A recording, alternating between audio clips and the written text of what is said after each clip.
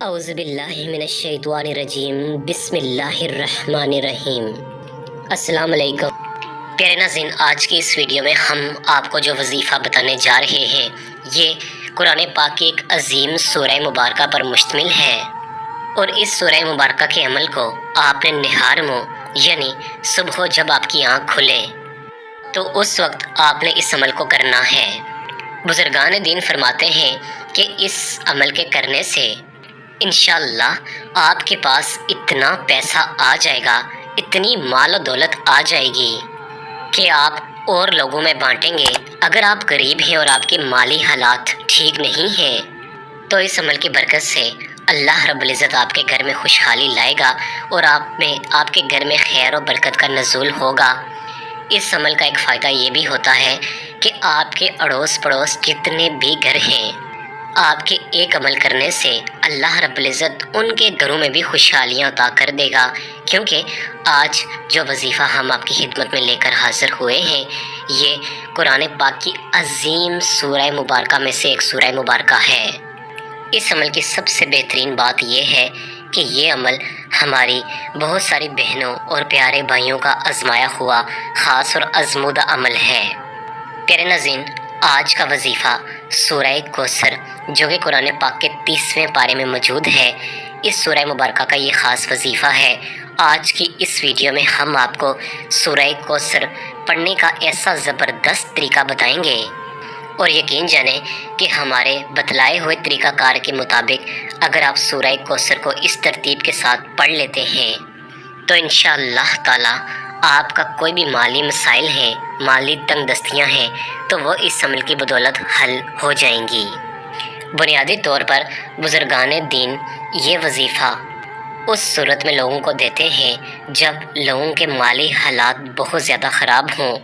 یعنی ان کے گھر میں خیر و برکت کا نزول نہیں ہے، گھر میں بیماریوں نے ڈیرے ڈال رکھے ہیں، یعنی ہر وقت پریشانی اور ان کو مصیبتوں کا سامنا رہتا ہے۔ تو ایسے میرے بہن بھائی، آج خدا را سورہ کوثر کا جو خاص وظیفہ آپ کی خدمت میں پیش کیا جائے گا یہ آپ نے پورے تن من اور شوق کے ساتھ آپ نے اس عمل کو کرنا ہے۔ پیارے ناظرین، کوثر ایک چشمے کا نام ہے جو اللہ رب العزت قیامت کے دن نبی کریم صلی اللہ علیہ وسلم کو تحفے کے طور پر دیں گے۔ پیارے ناظرین، امام بخاری میں درج ہے کہ اللہ رب العزت کے ماننے اور نبی کریم صلی اللہ علیہ وسلم کے ماننے والے سارے لوگ کوثر جو ایک ندی ہے اس مقام پر سارے جمع ہوں گے۔ اگر سورہ کوثر کا نزول دیکھا جائے تو اس کا نزول بڑا ہی زبردست ہے، کیونکہ جاہلیت کے دور میں جب نبی کریم صلی اللہ علیہ وسلم کے لخت جگر کا انتقال ہوا تو آپ صلی اللہ علیہ وسلم بڑے ہی رنجیدہ تھے۔ آپ صلی اللہ علیہ وسلم دکھ سے بھرے ہوئے تھے۔ یہ دکھ وہی سمجھ سکتا ہے جس کا کوئی جوان بیٹا فوت ہو جائے۔ تو جو مشرکین مکہ تھے، جو نبی کریم صلی اللہ علیہ وسلم اور اسلام کے دشمن تھے، انہوں نے آپ صلی اللہ علیہ وسلم کو طنز مارنا شروع کر دیے اور کہنا شروع کر دیا کہ نعوذ باللہ، اب تو نبی کریم صلی اللہ علیہ وسلم کی کوئی نرینہ اولاد نہیں ہے۔ نرینہ سے مراد کہ ان کا کوئی بیٹا نہیں ہے، تو اب نعوذ باللہ نبی کریم صلی اللہ علیہ وسلم کا کوئی نام لینے والا نہیں بچے گا۔ یہ سن کر نبی کریم صلی اللہ علیہ وسلم مزید رنجیدہ ہو گئے، تو تب اللہ رب العزت کی رحمت جوش میں آئی اور اللہ رب العزت نے انعام کے طور پر سورہ کوثر نبی کریم صلی اللہ علیہ وسلم کی ذات پر نازل کی۔ اس سورہ کوثر میں اللہ رب العزت نے نبی کریم صلی اللہ علیہ وسلم کو آب کوثر کی بشارت دی، اور دوسرا اللہ رب العزت نے نبی کریم صلی اللہ علیہ وسلم کو تسلی دی کہ اے محمد صلی اللہ علیہ وسلم، آپ پریشان نہ ہوں، آپ کو جو ابتر کہتے ہیں حقیقت میں وہی ابتر ہیں۔ اور آج دیکھا جائے تو جو نبی کریم صلی اللہ علیہ وسلم کو ابتر کہہ کر پکارتے تھے، آج ان لوگوں کا نام و نشان باقی نہیں ہے، اور ہمارے اور آپ کے پیارے نبی حضرت محمد مصطفیٰ صلی اللہ علیہ وسلم کو پوری دنیا جانتی ہے۔ اس لیے زیادہ تر کہا جاتا ہے کہ جب بھی آپ کو دشمن کا خوف ہو، یا آپ کو نوکری سے نکالے جانے کا غم ہو، یا آپ نے اپنے کاروبار میں پیسہ لگایا ہے اور آپ کو ان پیسوں کا ڈوب جانے کا خطرہ ہو، یعنی کسی بھی قسم کے ڈر کے حوالے سے آپ سورہ کوثر کو کثرت کے ساتھ پڑھنا شروع کر دیا کریں۔ یقین جانیں کہ آپ سورہ کوثر کو جب کثرت کے ساتھ پڑھیں گے تو اللہ رب العزت آپ پر ایسا خصوصی رحم و کرم کا معاملہ عطا کرے گا کہ آپ کی وہ مصیبت اور پریشانی فوراً ٹل جائے گی۔ اگر آپ غریب ہیں، آپ کے پاس نوکری نہیں ہے، آپ کے گھر کے حالات ٹھیک نہیں ہیں، تو یقین جانیں میرے پیارے بھائیوں اور بہنوں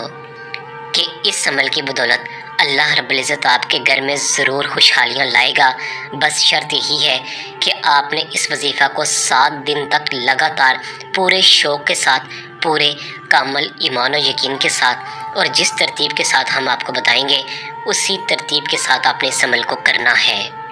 تو پیارے ناظرین، سورہ کوثر کا جو عمل ہم آپ کو بتانے جا رہے ہیں، اس عمل کو آپ نے اس طریقہ کار سے کرنا ہے کہ آپ نے صبح نہار منہ یعنی صبح اٹھتے ساتھ ہی آپ نے سورہ کوثر کا یہ خاص وظیفہ کرنا ہے۔